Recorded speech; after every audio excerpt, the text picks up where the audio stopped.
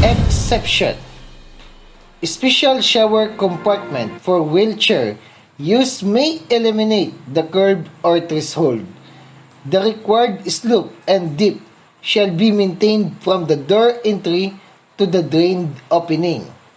The minimum distance between the door or entry to the drain opening shall be 1.2 meters.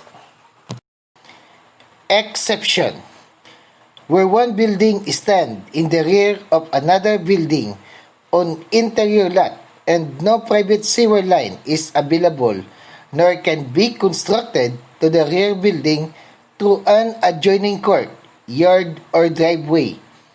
The building drain from the front building may be extended to the rear building if the existing size is adequate for both buildings and gravity flow is possible.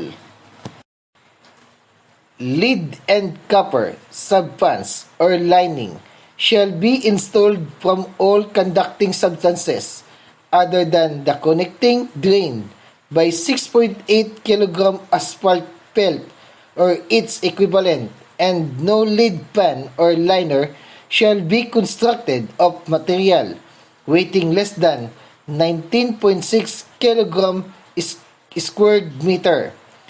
Thickness of copper pans or liner shall be at least gauge number 24B and S or 0.5 mm thick.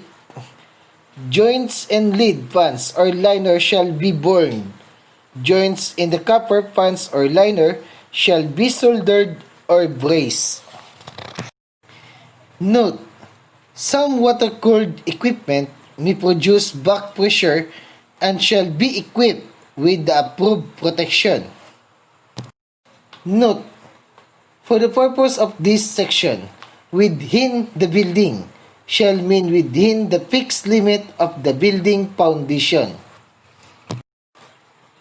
Exception: where a grounding system acceptable to the administrative authority is installed, inspected, and approved, metallic pipe may be replaced with non-metallic pipe. 1 psi. 1 psi is equals to 6.895 kilopascal. 6.895 kilopascal. Note: the final figure in the pressure drop column shall be based on the minimum rated flow or capacity of the device. The size and materials used for irrigation water piping installed outside of any building or structure and separated from potable water supply system by means of approved air gap or backflow prevention device is not regulated by this code.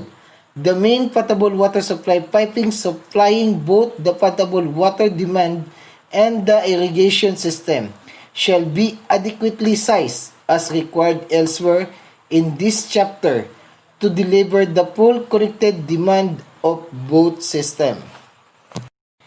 Drainage piping serving batteries or of appliances capable of conducting continuous flow shall be adequately sized to provide for peak loads.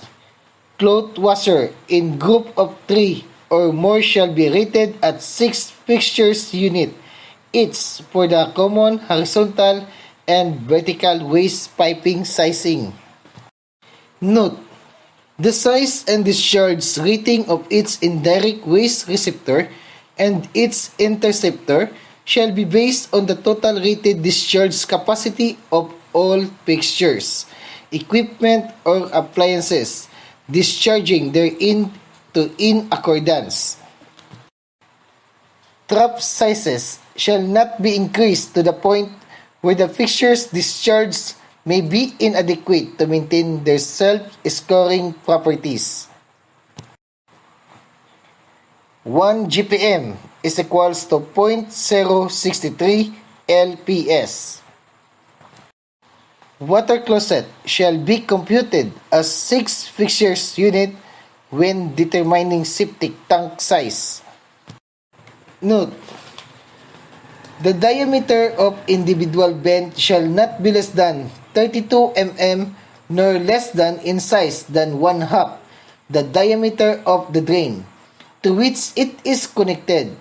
Fixtures unit load values for drainage and vent piping shall be computed from Table 7-2 and 7-3, not to exceed one-third of the total permitted length of any vent may be installed in horizontal position. When vents are increased, one pipe size for their entire length, the maximum length limitation specified in this table do not apply. Any material approved in Section 701 may be used when, in the opinion of administrative authority, condensate waste from the fuel burning condensing appliance is diluted either before or after discharge into the drainage system. Exception: when the above condensate is discharged to unexposed fixtures, tailpiece and trap, such tailpiece and trap may be brass. Slope 2% or 20 mm per meter. The developed length between the top of water closet or similar fixtures measured from the top of closet ring or closet flange to inner edge of vent shall not exceed 1.8 meters.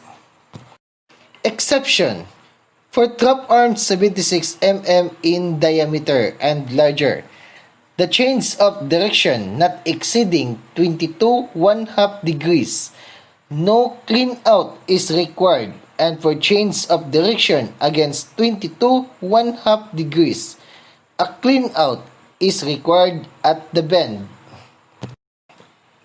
Round, square, or rectangle rainwater pipe may be used and considered equivalent when enclosing an inscribed circle equivalent to the drain leader diameter. Exception: when approved by the administrative authority and when it is impractical due to the depth of the street sewer or the structural features or due to adverse arrangement of any building or structure to obtain a slope of 2% or 21 mm per meter. Any such pipe or piping 102 mm and 152.4 mm in diameter may have a slope of not less than 1% or 10.5 mm per meter, and any such piping 203 mm diameter and larger may have a slope of not less than 0.5% or 5.3 mm per meter. 0.8862 diameter. Width of rectangular gutter equals to 0.8862 diameter. Note: for the purpose of this section, within the building shall mean within the fixed limit of the building foundation. All drainage piping shall clear domestic water supply wells by at least 15.2 meter. The distance may be reduced to not less than 7.6 meter when the drainage piping is constructed of materials approved for use within a building.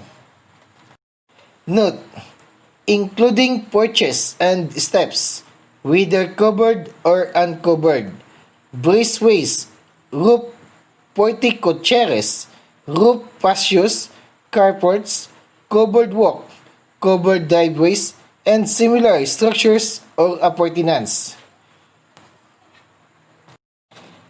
Exception: Type M copper tubing may be used for water piping when piping is above ground inside, atop of a building, or underground outside of structures, with outside protective coating. For crossing approval by the Health Department or other authority having jurisdiction is required. Exception: in areas where the record or data indicate that the groundwater are grossly degraded, the 3 meters separation requirement may be reduced by administrative authority. The applicant shall supply evidence of the groundwater depth to the satisfaction of administrative authority. Exception: in areas where the records or data indicate that the groundwater are grossly degraded, the 1.5 meter separation requirement may be reduced by administrative authority. The applicant shall supply evidence of groundwater depth to the satisfaction of administrative authority. Exception: when using 1 or 2 pieces concrete slab cover inlet fitting may